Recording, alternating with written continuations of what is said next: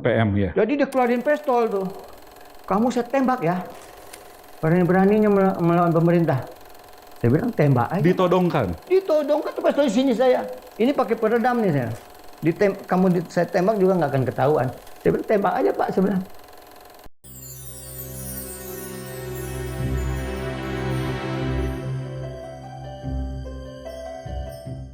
Halo, apa kabar Sobat Forum? Dimanapun Anda berada, jumpa kembali di Menolak Lupa. Inilah sebuah program perbincangan yang dipersembahkan oleh Forum Keadilan TV. Saya Hardi Hermawan dan Menolak Lupa selalu mengingatkan kita tentang begitu banyak persoalan yang terjadi di masa silam yang masih menuntut penyelesaian.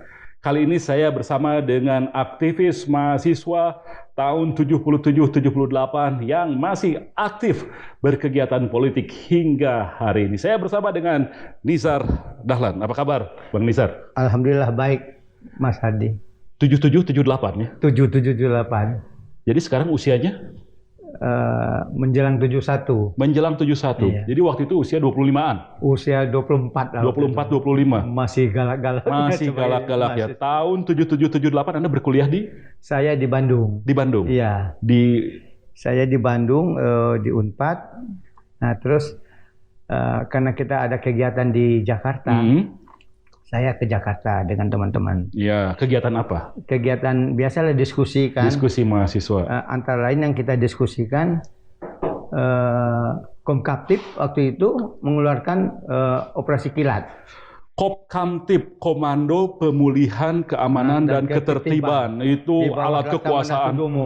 Laksamana Sudomo. Itu alat kekuasaan yang luar biasa zaman itu ya. Dia melakukan semacam operasi kilat dan itu? membubarkan. Operasi kilat tujuannya apa? Ya membersihkan mahasiswa-mahasiswa yang sudah kelihatan bergerak gitu. Tahun 70? Tahun 78. 77 awal. 77 awal. Sebab sebelum mau pemilu. Ya, sebab sebelum itu kan sudah dibacakan tuh ikrar mahasiswa. Oke, setelah 74 lalu kemudian ada lagi aktivitas mahasiswa membacakan ikrar mahasiswa. Ikrar mahasiswa di akhir tahun 77. Menjelang angka 78. Nah, muncullah juga waktu itu buku putih. Buku putih dari Bandung. Yang dari Bandung, teman-teman dari ITB ya. ITB, Riza Ramli, Hari Ahmadi ya. Jadi namanya kita aktivis, hubungan dengan mahasiswa aktif yang lain itu cukup kuat, cukup erat. Ya. Apalagi hampir sebagian besar dulu itu dari HMI. Saya kebetulan memang aktivis HMI. Masuk HMI itu tahun 74 ketika Bang Akbar Tanjung jadi ketua. Masih ketua PB HMI. Jadi melekatlah semacam semangat pergerakan itu. Apalagi kalau saya lihat dari turunannya. Kami itu memang turunan orang pergerakan. Beliau adalah cucu dari Kiai Isa Ansari, singa podium dari Partai Masyumi. Betul. Sementara juga kakek saya itu di Bengkulu itu waktu itu termasuk aktivis Muhammadiyah yang mendukung PRRI. Ya, betul. Pemerintah Revolusi Republik Indonesia. Jadi dia mensuplai senjata dari Bengkulu. Ke Padang itu saya ingat betul itu. Jadi secara tradisi di keluarga ada darah pergerakan. Ada darah pergerakan. Itulah yang membuat saya itu. Jadi Anda di usia 20-an orang tua segala macam nggak bingung gitu ngelihat anaknya malah ngelawan kekuasaan. Sebab waktu saya masih kecil, saya ingat tuh kakek saya tuh bawa bendera Masyumi, bulan bintang itu. Saya disuruh, kau pegang nih Nizar, coba kibar-kibarkan. Jadi ada semacam di dalam badan di diri saya itu suatu kenangan yang tidak bisa dilupakan. Punya genetika pergerakan. Nah itu dia. Jadi ketika terjadi pergerakan mahasiswa tahun 77 sampai 78 itu, saya termasuk yang diminta sama teman-teman untuk bagaimana nih cari jalan keluar. Setelah NKKBKK, DM dan SM dibukukan seluruh Indonesia. Itu kan 78 tapi. Iya 78. Iya. Artinya Februari itu kan dibubarkan. Sudah dibekukan ya. Februari 78 itu dibukukan itu Senat Mahasiswa dan Dewan Mahasiswa. Bang Nizar itu waktu itu sudah di DM atau SM? Oh, saya itu di SM. Di SM, Fakultas Teknik. Iya. Jadi ketika sudah mulai terjadi seperti itu, teman-teman sudah mulai menghindar. Ya, namanya kadang-kadang ada mahasiswa itu yang bukan orang pergerakan. Jadi sekedar untuk mengisi aktivitas saja. Tapi yang berapa orang yang keras-keras gitu tetap aja melakukan pertemuan-pertemuan. Sehingga kita berangkat ke Jakarta. Berangkatlah ke Jakarta. Bertemu dengan aktivis dari mana? Dari mana-mana. Mana-mana. Dari banyak kota. Ada dari macam-macam di Jakarta itu. Ada dari UMJ, ada dari tekstil. Banyaklah ketemu ya. Terus kita bicarakan bagaimana kelanjutan gerakan mahasiswa. Karena DM dan SM sudah dibekukan. Dan Dewan Mahasiswa dan Senat Mahasiswa. Dewan Mahasiswa seluruh itu Indonesia dibekukan oleh Pak Sutomo. Dewan Mahasiswa organisasi di tingkat universitas, Senat Mahasiswa di tingkat fakultas. Fakultas dan juga akademi. Akademi. Jadi itu dibekukan, tidak ada lagi tempat untuk melakukan pergerakan di kampus. Nah itu. Jadi saya mengatakan begini, kita harus lanjutkan pergerakan kita. Tapi kita harus pakai lembaga lain. Berdirilah waktu itu Gerakan Mahasiswa Indonesia. Saya yang mengajukan kepada Gerakan Mahasiswa Indonesia. Gerakan Mahasiswa Indonesia, namanya Gemindo. Di Jakarta itu. Iya, wah merinding kelihatan. Jadi teman-teman setuju, oke. Itu kita siapkan konsepnya. Nah, konsepnya kita harus ke DPR. Apa konsep yang ditawarkan? Konsep yang kita tawarkan, Pak Harto sudah cukup sampai di sini. Turunkan Soeharto. Soeharto. Bahasa lembutnya cukup sampai di sini. Tahun 78 itu karena 11 Maret tahun 78 mau ada sidang umum MPR nih. Nah, sebelum itu nih tanggal 3 Maret itu kan kita ke DPR menyampaikan apa namanya Anda menyampaikan aspirasi Soeharto cukup sampai di sini. Waktu itu tahun 78 ketika Pak Harto baru berkuasa selama 12 tahun. Dan masih kuat-kuatnya itu. Sedang kuat-kuatnya Jenderal Soeharto belum pensiun waktu itu dari kemiliteran. Jadi masih Jenderal Soeharto. Itu Pak Sudomo itu dia minta marah hantam kita. Nah, yang turun waktu itu cuma Hamengkubuwono 9 sebagai wakil presiden. Ya, mengundurkan diri dia. Jadi artinya dia merasakanlah aspirasi mahasiswa. Dan ini kalau tidak diikutin bisa lebih berbahaya gitu kan. Dan kita tetap gerakan kita kan gerakan moral. Ya, moral force. Tidak ada kekerasan segala macam. Tapi tuntutannya sangat politis. Tuntutannya itu yang membuat geger se-Indonesia. Umur kita masih 24 waktu saya masih ingat banget tuh. Sangka ketika pas pulang itu udah. Berapa orang sih yang datang ke DPR? Cukup banyak kita melibatkan juga teman-teman dari STM. Oh, anak STM zaman itu. Jadi rame lah DPR itu ya. Cukuplah rame. Tapi kita mengadakan kayak gitu dengan cukup tertib. Sebab waktu itu pihak DPR juga tidak curiga. Bawa spanduk atau gimana? Enggak, kita nggak bawa spanduk. Datang aja? Iya. Kita mau ketemu dengan ketua DPR. Jadi ketua DPR. Yang boleh masuk tidak boleh banyak. Ya, perwakilan. Jadi akhirnya kita sampaikan aspirasi kita dengan baik. Nah, udah pulang. Bisa pulang apa? Pulang. Dari DPR zaman hari itu bisa pulang ke rumah? Dicomotnya di rumah. Oh, oke. Sore-sore saya dijemput. Jadi satu persatu didatangin. Tapi kan Anda orang Bandung. Iya, saya kan punya kakak di Pasar Rumput. Numpang di situ. Iya. Jadi ketahuan juga alamat itu. Iya, namanya Intel kan. Oke. Jadi saya nggak tahu mulanya apa itu Intel. Datang maghrib ke rumah. Ada Nizar ya? Oh, saya sendiri. Saya bilang, saya nggak tahu itu Intel. Udah yuk kita ke rumah si Indra sebentar katanya. Ngobrol-ngobrol. Nggak tahu sama sekali saya bisa bawa itu Intel. Polos saja ya? Polos. Oh, baik-baik. Indra itu salah satu aktivis juga. Aktivis juga. Dan dari dia ini informasi tentang saya ini. Dia ketangkap duluan. Ternyata dia sebenarnya udah ditangkap. Ini udah ditangkap. Tapi bilangnya mau ke rumah Indra lagi. Bukan, Indra tuh ditangkap. Tapi masih tempat di rumahnya. Belum dibawa ke mana? Ke lapangan Banteng. Iya, oke. Jadi saya diminta, ayo kita ngobrol-ngobrol ke tempat Indra katanya. Nggak jauh dari situ. Enggak, jadi kan saya kan nggak curiga kan. Habis mandi. Itu di Pasar Rumput. Pasar Rumput. Indra di dekat Pasar Rumput. Di Pasar Rumput juga. Iya.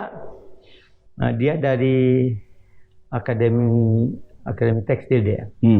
Udah berangkat, nyampe di situ baru duduk belum lama dikeluarkan surat penangkapan. Apa itu? Baca aja katanya, kata Intel. Saya baca surat penangkapan. Tenang aja saya simpan lagi. Terus gimana nih Pak? Saya bilang. Ikut? Ya, Anda ikut katanya sama Indra. Nah, dibawalah kami ke lapangan Banteng waktu itu. Ada apa di lapangan Banteng waktu itu? Itu kan ada Kodim kalau nggak salah dulu. Oh, di situ dulu ya, Jakarta Pusat. Iya, dibawa situ dulu. Nggak diapa-apain kita, nggak diapa-apain, suruh duduk aja. Dikurung aja, udah. Itu sudah ada siapa di sana? Belum ada, saya cuman berdua aja. Jadi saya sih agak aneh gitu, asasnya apa gitu kan. Nah, baru diinterogasi. Tadi siang apa Anda ikut ke DPR? Ya saya nggak harus ngaku deh, ya. Tuh kami kan bertemu dengan wakil rakyat, menyampaikan aspirasi, saya bilang. Sebenarnya aspirasi kami itu tidak yang salah. Minta Pak Harto, saya bilang itu, minta Pak Harto sampai di sini. Nggak salah kan, saya bilang. Iya, enggak, kata dia. Intel itu juga, ya sebenarnya Intel itu kalau saya lihat ya. Setuju juga? Setuju dia. Makanya itu dia nggak keras ke kami itu. Nah, kalau gitu, nanti Anda nginap di Guntur katanya. Saya tahu kan Guntur kan dekat rumah di Pasar Rumput. Iya, Pasar Rumput ke Guntur kan cuma berapa ratus meter. Cuma nyebrang. Iyalah, saya bilang. Jam 3 kami dibawa ke Guntur. Berdua aja? Iya, sama Indra. Rupanya yang lain sudah ketangkap nih. Sudah langsung masuk Guntur? Sudah. Yang lain tuh ada berapa orang? Iya, ada 3 deh. Yang rombongan saya itu ada 5 semuanya. Masuk semua. Tinggal berdua sama Indra, terus memang agak mulanya untuk barangkali untuk memukul mental ya. Dari depan tuh ke di situ kan ada blok A, blok B tuh. Oh, langsung ke ruang tahanan itu? Iya.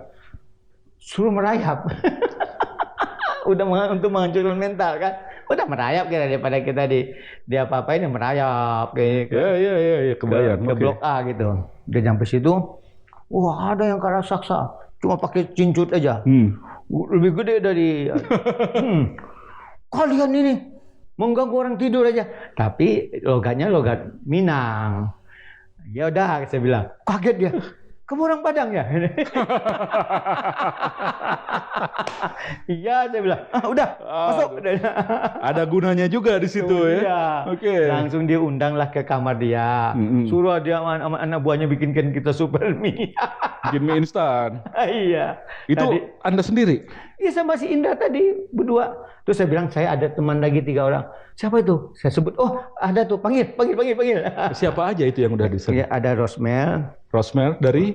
Rosmel ini orang Padang juga. Kampusnya? Dia di akademi apa gitu ya. Di Jakarta? Iya. Oke. Terus ada si Nazmi Ali Imran udah meninggal. Udah pada meninggal. Suruh panggil tuh. Satu lagi siapa tuh? Kami berlima tuh. Aduh, lupa. Dipanggil. Anak buahnya suruh panggil. Duduk. Malah dimarahin dia yang pertama masuk tuh. Kenapa kamu diam-diam aja, bukannya bilang Rosmel itu jelas orang Padang. Nazmi itu juga orang Padang. Dimarahin sama Masri itu. Ya udahlah. Siapa namanya itu tentara? Masri. Dia itu ditangkap polisi ketika waktu itu mungkin pernah dengar perampokan toko emas di Jatinegara. Oke, ya. Ada tanda 4 ada 5 masuk semua itu. Jadi iyalah, alhamdulillah kita tadi mau disuruh kurve, tahu kurve? Ya tahu. Suruh bersihkan WC segala macam. Ya menjadi itu. Budaknya di penjara lah itu. Jadi aman lah kita. Sholat subuh, menjelang subuh tuh. Udah. Jadi Mas ini tahanan juga di sana? Iya. Dia tahanan cuman jadi bosnya di situ? Iya, jadi yang mau jadi bos itu kan diadu dulu di sana. Iya. Yang jadi algoritma. Pokoknya pernah kita tuh ada yang masuk juga gitu gedenya juga. Siapa namanya? Wah, dia Dan karena itu adalah tahanan militer. Astuten namanya, asrama tuna tertib militer. Iya, jadi dia seorang anggota militer yang tidak disiplin, melanggar. Iya, Kena tangkap, masuk situ dan di sana jadi jagoannya. Iya, jadi ada si Aceng namanya, baru masuk juga. Wah, pengen ngambil kudeta. Ya. Kita lihat mereka berantem, subhanallah, saya bilang. Gajah-gajah berperang. Kalah si Aceng. Ya si Mas ini jago silat kan. Hampir dibunuh sama dia si Aceng itu. Iya. Nah, karena kita adiknya kesayangan dari Masri, udah kita aman lah ya. Nggak diapa-apain, kalau ada kurva segala nggak ikut, makan disuruh duluan.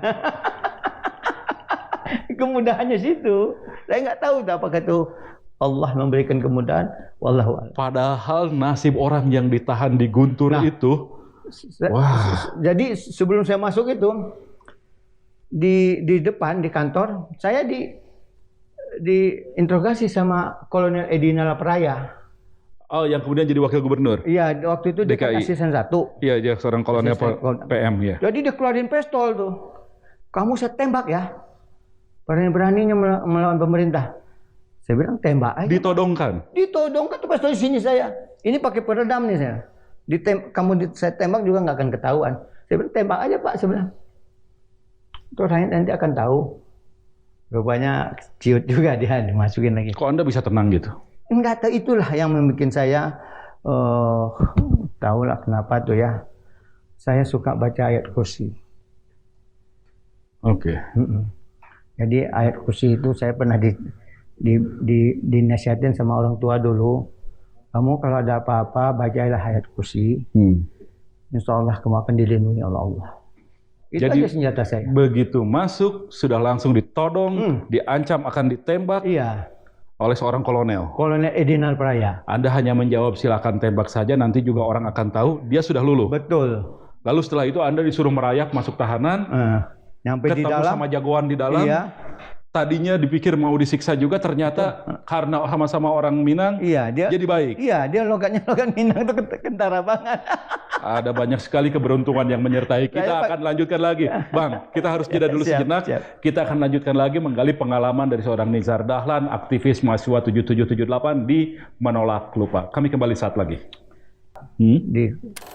Di gelas, disuruh kocok. Astaga. Udah kayak kayak alpukat disuruh minum. Kalau nggak digebukin.